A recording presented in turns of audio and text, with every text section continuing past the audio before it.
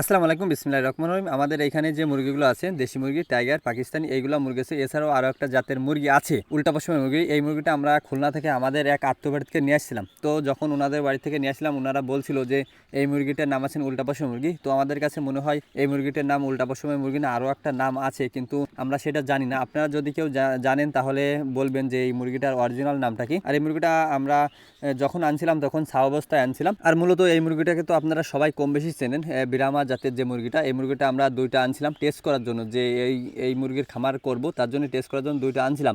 কিন্তু এই মুরগিটা খুবই বোকাশোকা হয়। আমরা যখন বাইরে ছেড়ে দিলাম তখন একটা বেজতি নিয়ে গেছে, আর একটা আছে এখনো। কিন্তু এই মুরগির বয়স হচ্ছে কি 9 মাসেরও বেশি হবে, কিন্তু এখনো পর্যন্ত ডিম পাড়েনি। আর এর সঙ্গে আমরা দেশি মুরগি আনছিলাম, তো সে মুরগিটি কয়েকবার করে ডিম পেড়ে ছাউ ফুটাইছে আলহামদুলিল্লাহ। তো এখনো পর্যন্ত এইটাই ডিম পাড়েনি। তো আপনারা যদি মুরগির খামার করতে চান তাহলে আমি বলবো টাইগার মুরগির খামার করবেন না কোনো সময়। আপনারা যদি টাইগার মুরগির খামার করেন, ওইগুলো বাজারে বিক্রি করার সময় খুবই সমস্যা হয়।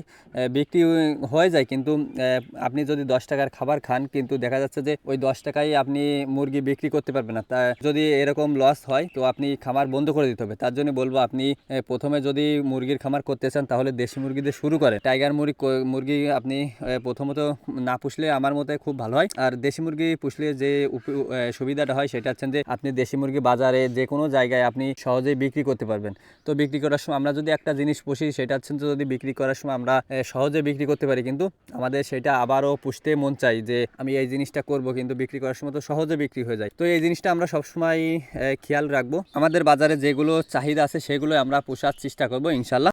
আর আমাদের এই মুরগিগুলাকে আমরা ঘরের ভিতরে শুধু রাত্রিবেলায় রাখি, আর দিনের বেলায় বাইরে ছেড়ে দিই। প্রাকৃতিকভাবে আমরা পোষার চেষ্টা করি। আপনারা যদি আমাদের ভিডিওর ভিতরে লক্ষ্য করেন তাহলে বুঝতে পারবেন আমরা সব কিছুই উন্মুক্তভাবে পোষার চেষ্টা করি। আর শুধুমাত্র আমাদের যে গরুগুলো আছে ওইগুলা আমাদের সেরকম জায়গা নাই, তার জন্য আমরা খামারের ভিতরে বেঁধে পুষি আর বাইরেই বেঁধে দিই। আমাদের যদি পর্যাপ্ত পরিমাণ জায়গা থাকতো তাহলে গরুগুলাকে আমরা ছেড়ে দিয়ে আসতাম। তো আমাদের সেরকম জায়গা নেই, তার জন্য মূলত এইটা করা। তো আপনাদের যদি জায়গা থাকে তাহলে উন্মুক্তভাবে ছেড়ে দিয়ে পুষতে পারেন, এটাই খুব ভালো হয়। তো এই ছিল আজকের ভিডিও। তো আপনার সবাই ভালো থাকবেন, সুস্থ থাকবেন। আসসালামু আলাইকুম রহমতুল্লাহি তাআলা বারাকাতুহু।